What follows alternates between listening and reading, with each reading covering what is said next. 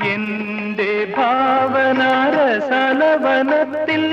വന്നു ചേർന്നൊരു വനമോഹിനി വർണ്ണസുന്ദരമാം താലങ്ങളേന്തി വന്യപുഷ്പജാലം നിരയായി നിന്നെ വരവേൽക്കുവാനായി ഒരുങ്ങി നിന്നു.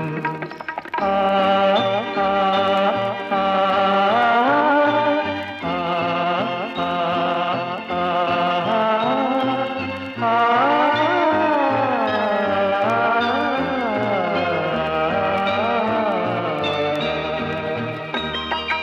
എന്റെ സ്വപ്നത്തിൻ താമരപ്പൊയ്കയിൽ വന്നിറങ്ങിയ രൂപവതി നീലത്താമര മിഴികൾ തുറന്നു നിന്നെ നോക്കി നിന്നു ചൈത്രം നിൻ